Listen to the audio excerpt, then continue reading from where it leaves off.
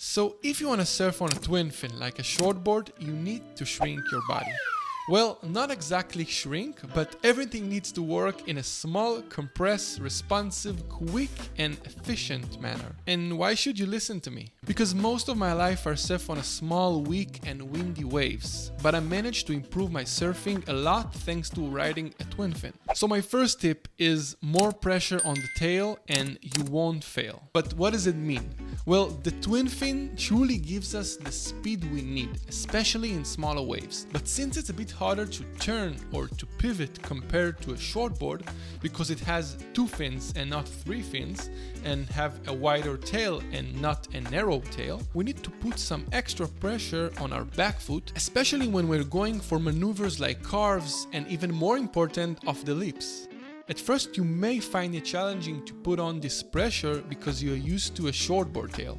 However, over time you will get used to it. So the next tip is rail to compress. So when I ride a twin fin, especially in smaller waves, it's a bit challenging to do a full and complete roundhouse like a shortboard. So my initial thought is always more focused on cutbacks. And it means cutting the wave in the power zone, then I tighten up and compress for closing, and that's what I meant by rail to compress. And what have we accomplished here? So we return to the dead zone, conserve energy, and maintain the option for more turns on the wave as if we were riding a shortboard. So the next tip is use the big L. When you're riding a twin fin and you want to perform a cutback or around the house, you need to use your hands in even a more open and quick manner than on a shortboard, since we have more difficulty in turning the board. And what is the big L? It's all about your hands. And this is the process. You enter the bottom turn and then start moving your back hand towards the wave's direction,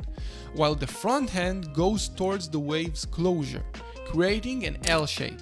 And of course, as I mentioned in tip 2, we need to finish with a complete compression of the body to preserve our energy for more possible turns. So the next tip is think more about movement and less about speed.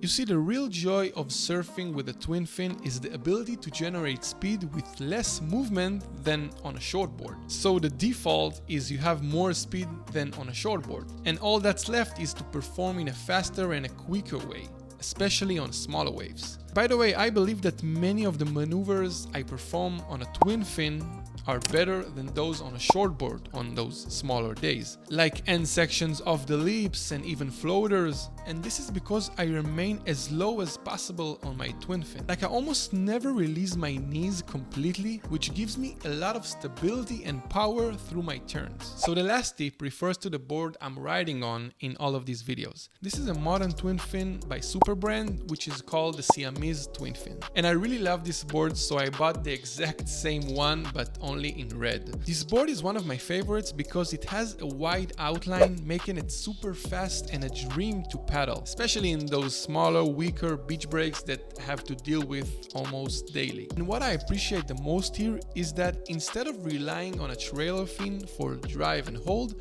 they incorporated a 4-channel bottom, giving the perfect blend of drive and release while maintaining that true twin feel. Thanks for watching, guys. For more surfing content, click here or here, and I'll see you on the next one.